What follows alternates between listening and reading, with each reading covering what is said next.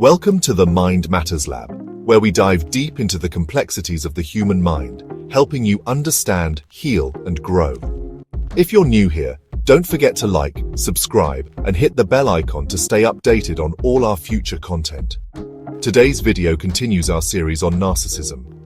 In our previous episode, we talked about the grandiose dimension of narcissism, the need to feel important, the arrogance, and the fantasy of superiority.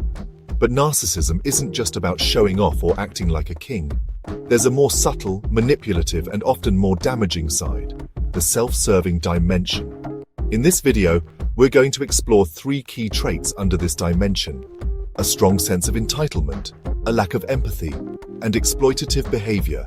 A strong sense of entitlement is the belief that one deserves special treatment, privileges, or rewards without earning them, often expecting others to cater to their needs without question. Lack of empathy is the inability or unwillingness to recognize, understand, or care about others' feelings and experiences, often leading to cold, indifferent, or dismissive behavior toward others' emotions. Exploitative behavior in narcissism involves manipulating or using others for personal gain, often without guilt or regard for their well-being, driven by a self-centered desire for power, status, or advantage. We'll break them down in a simple, relatable way. What they mean, what they look like in real life, common phrases narcissists use, and the psychological roots of each trait. Let's get started. Let's begin with the first trait, a strong sense of entitlement. So, what does that really mean? Simply put, a narcissist with this trait believes the world owes them something. They feel they deserve special treatment, not because of their hard work or kindness, but just because of who they are. In their minds, they're above the rules. They expect people to accommodate their needs, their desires, their whims, without hesitation or resistance. And when that doesn't happen, they get angry, they sulk, they blame, they shame. Here's what this looks like in real life. Your partner expects you to cancel your plans every time they want your attention. Your colleague thinks they should be praised for doing the bare minimum, while others who work harder get ignored. A family member always demands the best seat, the first serve, or the loudest voice, and throws a tantrum when they don't get it. Narcissistic entitlement isn't always loud. Sometimes it's wrapped in guilt-tripping. Sometimes it's disguised as passive-aggressiveness. Common phrases you might hear: "You owe me that much. I shouldn't have to ask. Why does everyone else get what they want, but not me?" The narcissists act entitled because they never developed a stable internal sense of importance. As children, they didn't receive unconditional love. Instead, they learned they had to be perfect or useful to be loved. So, as adults, they expect constant gratification from the world around them. They're always trying to refill a cup that has a hole at the bottom. Entitlement is their defense mechanism against feeling small, inadequate, or powerless. The second trait under the self-serving dimension is perhaps the most painful one for those in a relationship with a narcissist: a lack of empathy. Now, what does that mean? Empathy is the ability to understand and share someone else's feelings, to put yourself in another person's shoes. Narcissists, especially those high in self-serving traits, often lack this ability, or rather, they suppress it. They just don't get it, or worse, they don't want to get it.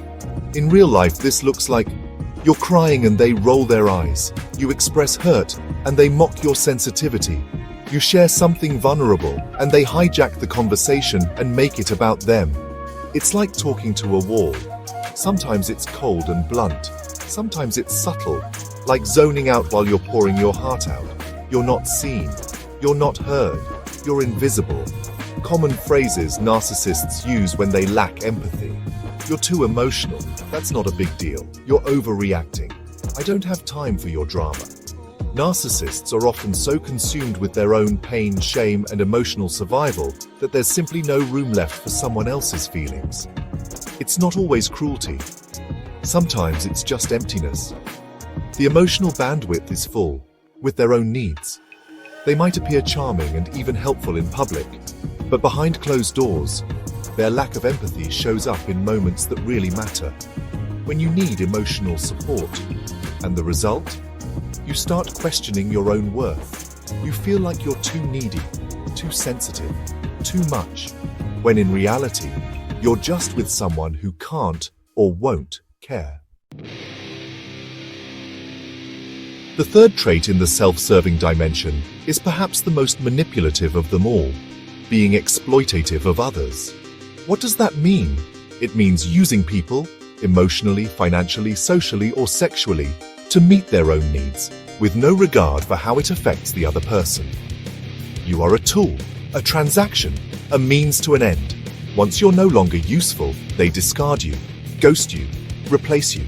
In real life, this shows up as befriending you to access your connections, then cutting you off, complimenting you only to get a favor in return, playing the victim so you feel guilty and give in.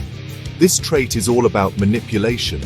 Narcissists are masters at exploiting people's kindness, insecurities, and empathy, especially if you're an empath, a giver, or someone who struggles with boundaries.